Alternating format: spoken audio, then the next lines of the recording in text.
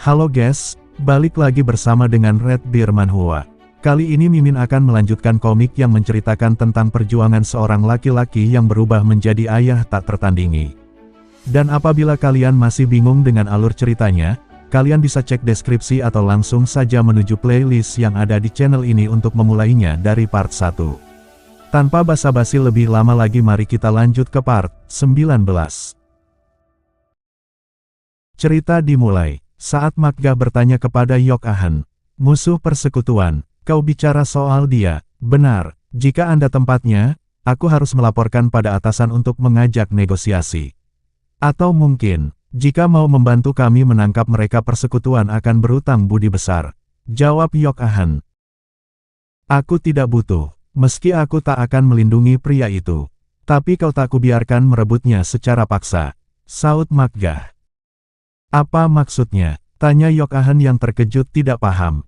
MC kita yang mendengar hal itu tersenyum dan bergumam dalam hati. Heh, jadi kau tahu Makso, tapi tak tahu kapalnya. Bertarung di atas kapal adalah terlarang. Kemudian Makgah berkata lagi, tapi aku tak berniat melawan kalian atau apa. Jadi setelah dia turun dari kapal, tangkap atau bunuhlah dia semua kalian. Tuan Heo, mereka adalah musuh persekutuan kita. Ratusan ahli bela diri diutus untuk mengejar mereka, saut Yok Ahan yang coba membujuk. Mau ratusan atau ribuan, aku tidak peduli selama mereka naik kapal ini. Mendengar hal itu Yok berpikir dalam hati, melawan iblis air di lautan sama saja bunuh diri. Kemudian Yok Ahan bertanya, maka boleh kami tahu kemana tujuan kapal ini?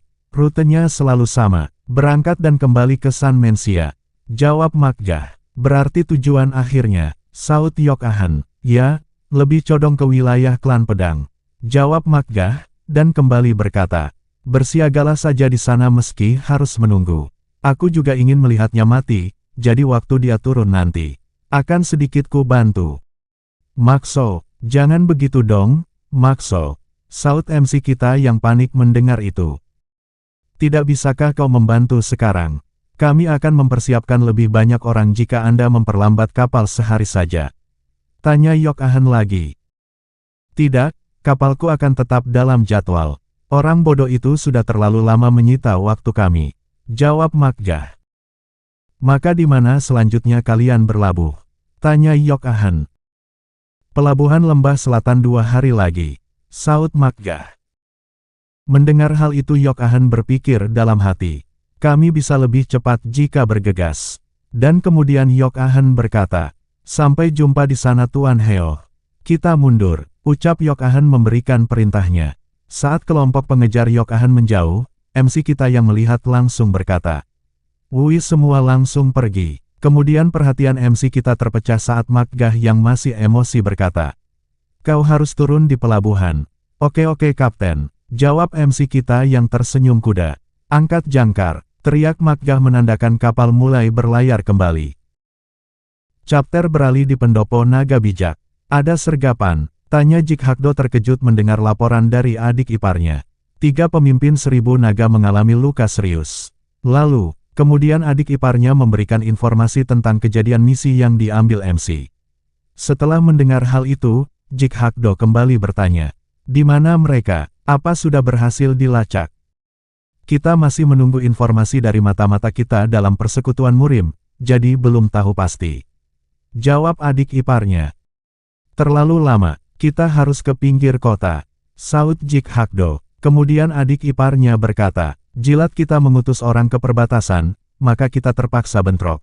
Setelah itu perang akan terjadi lagi. Mendengar hal itu Jik Hakdo berpikir dalam hati, aku membuat kesalahan. Harusnya ku jelaskan tujuan kami ke bawahanku juga. Kemudian Jik Hakdo memberikan perintahnya dengan berkata, ada banyak yang harus kuperiksa, jadi panggil para prajurit. Prajurit harus ikut mengintai dan membantu. Posisikan naga patuh dan naga kecil di garis depan. Dengan daya tempur seperti itu musuh akan lebih berhati-hati. Baik, saut adik iparnya, cepat laksanakan, pungkas Jik Hakdo. Setelah itu adik iparnya segera pergi melaksanakan tugasnya. Setelah adik iparnya pergi, Jik Hakdo kembali berpikir dalam hatinya. Jika persekutuan Murim benar-benar menginvasi, perbatasan klan akan runtuh. Paling tidak andai saja kami tahu lokasi mereka. Haruskah kukirim pesan ke klan pedang juga? Berhubung masuk wilayahnya, satu-satunya pilihan kami adalah meminta bantuan ke pendopo beladiri naga. Sin beralih kembali kepada MC kita. Terlihat Makgah sedang berdiri di anjungan depan kapal. MC yang berada di belakang Makgah bertanya, apa kita benar-benar ke lembah selatan? Enggak lewati pelabuhan saja. Kemudian Makgah menunjukkan daratan dan berkata, turunlah di sini demi kebaikan kita berdua. Mendengar hal itu MC kita berkata, hei, mereka benar-benar berniat membunuhku. Apa kau tidak keberatan? Lalu MC menjelaskan berbagai macam hal tapi hanya ditanggapi Makgah dengan menutup telinganya. Asal kau tahu saja, hal itu bukan cuma salahku. Bukan salahku para orang tua itu meninggalkan rumah. Ujar MC kita mencoba menjelaskan. Tutup mulutmu sebelum ku abaikan pantangan dan membunuhmu sekarang juga. Saut Makgah yang mulai kesal dengan ocehan MC kita. Hahaha, kau takkan melakukan itu, ujar MC kita. Apa kau yakin? Tanya Makgah. Tentu saja yakin tidak mungkin. Saut MC yang langsung terdiam saat Makgah mengeluarkan jurusnya. MC berpikir dalam hatinya, kayaknya memang mending diam deh. Kemudian MC kita menjauhi Makgah. Duh, bajuku compang camping. Ujar MC kita yang berjalan mendekati prajurit tingkat 2 yang tengah bersama anak kecil kurus. Saat sudah di dekat prajurit tingkat 2, MC kita bertanya, apa kau terluka? Perasaan kau sempat diserang. Aku tak apa-apa, Pak Noh sendiri. Saut prajurit tingkat 2. Luka begini mah diludahi juga sembuh. Jawab MC kita. Kemudian prajurit tingkat 2 berkata, ah, ya sudah, tapi dia itu siapa? Kau lihat sendiri kan, dia orang yang mengincar kepalaku. Jawab MC kita. Terus kenapa kita naik kalau dia musuhmu? Tanya prajurit tingkat 2. Mendengar pertanyaan itu MC kita bergumam dalam hati. Oh iya, kenapa? Apa aku menganggap Maxo lebih baik ketimbang para pengejar itu? Gila, padahal kalau di laut malah justru 10 kali lebih parah dari pengejar itu. Kau main naik begitu saja. Apa kau yakin bisa menjamin keselamatanku? Tanya prajurit tingkat 2 dan anak kecil kurus yang mulai panik. MC hanya bisa bengong mendengar hal dan bergumam dalam hati. Aku siapa? Aku di mana? Sedang apa aku di sini? Kemudian MC kita berkata kepada mereka, oh, iya, benar juga. Kalaupun aku mati, setidaknya orang itu akan memberiku pemakaman yang layak. Mendengar hal itu prajurit tingkat 2 dan anak kecil kurus itu terkejut dan tidak paham maksud MC. Kemudian MC kita teringat kembali tentang motivasinya. Aku tidak boleh mati. Jangan sampai mati sampai anak-anakku menikah dan punya keluarga sendiri. Jangan mati aku tidak boleh mati. Ujarnya MC kita dalam hati. Kemudian MC kita melihat Makgah yang tengah minum. MC kita berpikir dalam hati. Kurang ajar. Diwa minum arak sendiri meski dulu sering minum bareng denganku. Brengsek banget orang-orang itulah. Aku jadi berasa mayat hidup begini. Ah. Sin beralih ke kediaman MC kita. Terlihat anak-anak MC kita yang sedang berlatih. Dan Gung Hyun bergumam dalam hatinya. Aku tahu betul ayah tidak punya kehormatan. Tapi, tak seorang pun yang bisa secepat aku, berteriak selantangku. Terus kenapa mereka mengolok-olok ayah? Kemudian Gung Hyun berhenti berlatih dan menarik nafas dalam-dalam lalu berkata, aku kuat, teriaknya yang membuat kebingungan So Hyun dan Gung Myung. Melihat Gung Hyun berteriak begitu, So Hyun dan Gung Myung yang bingung bertanya, Kak, ada apa kak? Kemudian Gung Myung berpikir dalam hati, padahal dia selalu suka berlatih. Tapi kenapa mendadak menyela waktu? Lalu Gung Hyun berkata, Gung Myung So Hyun, ya, saut keduanya. Kenapa bela dirimu, yang diajarkan babeh dan sekolah berbeda? Menurutku sama saja, jawab Gung Myung. Lalu So Hyun berkata ada satu perbedaan kak. Bagian mana? Tanya Gung Hyun. Kemudian So Hyun lanjut mempraktekannya dengan menendang Gung Hyun. Gung Hyun yang kaget bersiap menerima tendangan So Hyun. Sambil menendang So Hyun berkata, ini yang diajarkan ayah. Kemudian So Hyun lanjut melakukan tendangan keduanya dengan kaki kiri. Tendangan tipuan itu dipraktekkan So Hyun kepada Gung Hyun sambil berkata, dan ini yang kita pelajari di sekolah. Setelah itu So Hyun menjelaskan, bela diri ayah tidak punya tipuan. Sementara kebanyakan gaya di sekolah punya gerakan menipu. Misalnya saja, ada teknik disebut rentetan 9 dalam sekali pukul. Yang mengharuskanmu menyerang 10 kali, tapi cuma mengenai musuh 1 kali. Artinya ke-9 gerakanmu yang lain hanyalah pengalih 1 pukulan asli. Kemudian Gung Miung bertanya, buat apa repot-repot begitu? Tinggal pukul saja sekuat tenaga. Itu memang gerakan paling efektif tanpa menyia-nyiakan tenaga. Tapi ada orang yang tidak bisa dihajar oleh gerakan sesimpel itu. Asal refleks mereka bagus, mereka bisa menghindar dengan mudah. Ujar So Hyun menjelaskan, makanya latihan saja buat mulil sekali K.O. Saud Gung Miung. Kemudian So Hyun berkata, dengan banyak latihan pun, hal itu bukanlah perihal mudah. Soalnya akan ada efek sampingnya. Sebab itulah teknik spesial diciptakan. Tapi Babeh, Saud Gung Miung, itulah sebabnya dia sangat hebat karena tak pernah gagal. Dia menguasai kemampuannya yang sangat simple, tapi orang semacam itu sangatlah langka. Pungkas So Hyun. Kemudian Gung Hyun bertanya, sebab itulah yang lain meremehkan kita. Dari sudut pandang mereka, teknik kita sangatlah sederhana. Mereka pikir bisa dilakukan siapa saja.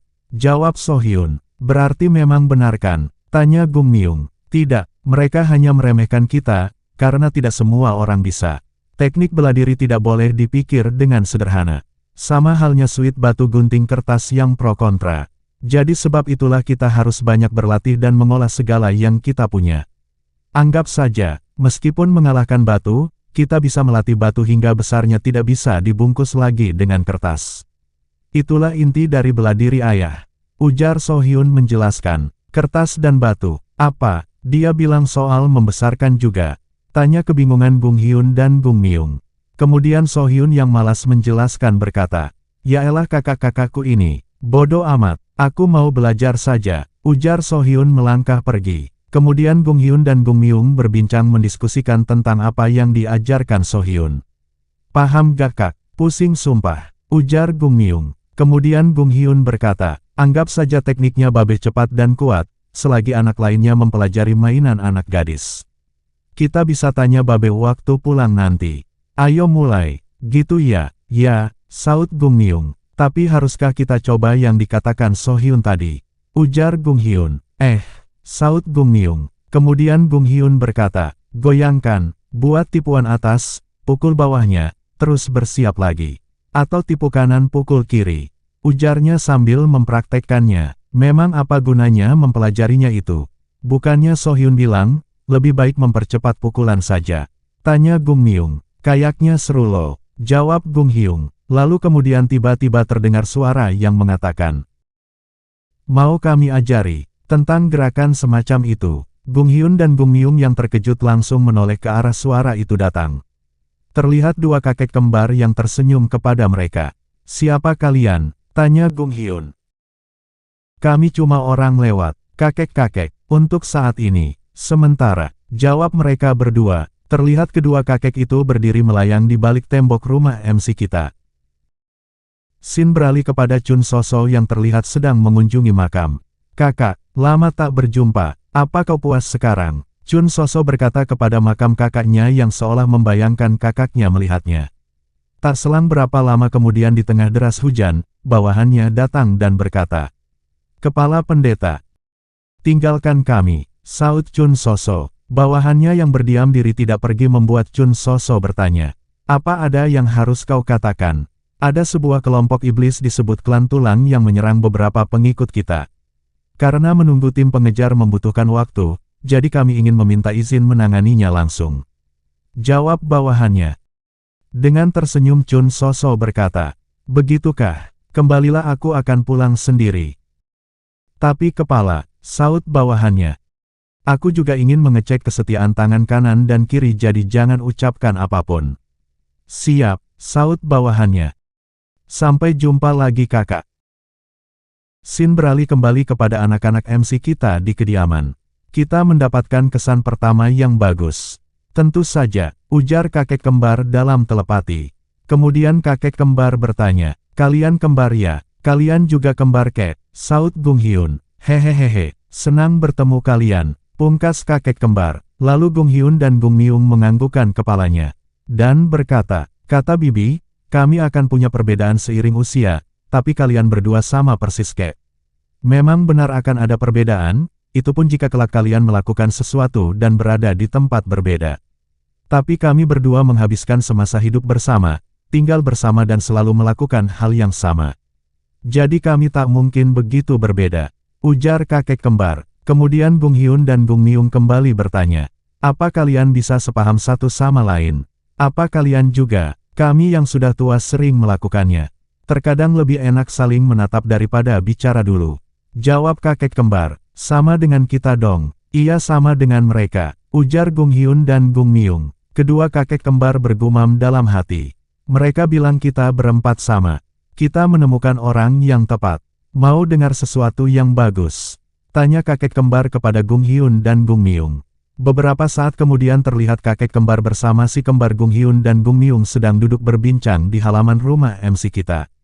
Kakek kembar berkata, tapi gerakanmu sebelumnya benar-benar sangat hebat. Bukan hanya hebat, kalian tergolong anak yang bertenaga di antara teman-teman sebaya. Entah siapapun yang mengajari kalian, pasti orang itu juga sangat hebat. Kurasa dia adalah guru bela diri yang sempurna. Iya kan? Saut si kembar Gung Hyun dan Gung Myung. Kenapa kalian ragu begitu? Kakek kembar bertanya lagi. Soalnya anak-anak lain terus mengolok-olok ayah kami. Tapi mereka sudah dihajar oleh kakak sih. Ujar Gung Myung. Orang yang banyak omong biasanya cuma orang lemah. Jawab kakek kembar. Ah, jadi kakek setuju juga dengan itu. Ayah kami sering menyebutnya. Saut si kembar Gung Hyun dan Gung Myung. Kakek kembar dengan tersenyum berpikir dalam hati. Tentu saja kami setuju. Sudah sewajarnya seorang anak akan marah saat ayahnya diolok-olok. Jadi kita harus memuji ayahnya. Setelah itu, kita bisa melibatkan diri. Kemudian kakek kembar berkata, tentu saja, semua orang kuat mengetahui fakta itu. Nampaknya ayah kalian ini orang yang cukup kuat dan cukup bijak. Wah, mereka benar-benar sepaham dengan kita. Iya, mereka tahu semuanya. Ujar si kembar Gung Hyun dan Gung Myung. Baguslah kalau kita sepaham, saut kakek kembar, yang kemudian berkata kembali. Tapi mengenai itu, bukannya kami sengaja menguping, tapi kebetulan saja kami dengar waktu sedang lewat. Apa kalian mau belajar teknik bela diri goyang? Maaf ya, kami kebetulan saja mendengarnya. Tidak apa, suara kami memang cukup keras. Memangnya kalian bisa bela diri? Tanya si kembar Gung Hyun dan Gung Myung. Tentu saja, meski terlihat tua, tapi kami paling bertenaga. Mau lihat? Tanya balik kakek kembar. Mau, jawab serempak si kembar Gung Hyun dan Gung Myung. Kemudian kakek kembar mencoba mempraktekkan gerakan bela diri goyang. Terlihat gerakan tangan kakek itu terlampau cepat sehingga tercipta ilusi yang seakan-akan ada banyak tangan bergerak. Melihat hal itu si kembar Gung Hyun dan Gung Myung merasa kagum akan seni bela diri dari kakek kembar itu yang membuat hembusan angin. Wah, tepuk tangan si kembar Gung Hyun dan Gung Myung yang melihat bela diri kakek kembar selesai mempraktekkan. Bagaimana keren kan? Kalau mau kami bisa menunjukkan yang lebih bagus lagi. Ujar kakek kembar. Keren banget, kalian berdua sangat hebat. Jawab si kembar Gung Hyun dan Gung Myung. Jadi bagaimana? Kalau mau juga, kami bisa mengajari kalian kok. Pungkas kakek kembar itu. Sungguh, saut si kembar Gung Hyun dan Gung Myung. Tentu saja, kita sama-sama orang kembar. Alasan itu sudah sangat bagus. Jawab kakek kembar. Tolong ajari kami, pinta si kembar Gung Hyun dan Gung Myung. Kemudian kakek kembar berkata, mudah kalau mengajari kalian, tapi harus ada balas budinya. Tidak apa-apa, apa, kami lakukan apapun. Tanya si kembar Gung Hyun dan Gung Myung. Jika mau belajar, maka kami akan jadi guru kalian. Sedangkan kewajiban seorang murid adalah bersujud 9 kali pada gurunya. Bagaimana, setelah melakukan itu, kalian bisa belajar dari kami. Ujar kakek kembar berkata, mereka sangat hebat. Iya, kuat banget. Pukulan mereka terdengar sekuat ayah. Mau bersujud? Ayo, seru si kembar Gung Hyun dan Gung Myung. Gung Hyun dan Gung Myung bersiap untuk melakukan hormatnya dan berkata, Guru, terimalah hormat dari kami. Tolong terimalah. Saat ingin bersujud tiba-tiba terdengar suara teriakan dari belakang. Hei, mereka menoleh ke arah asal suara, yang terlihat Sohyun dengan marah dan berkata, kalian sedang apa? Dasar saudara bodoh.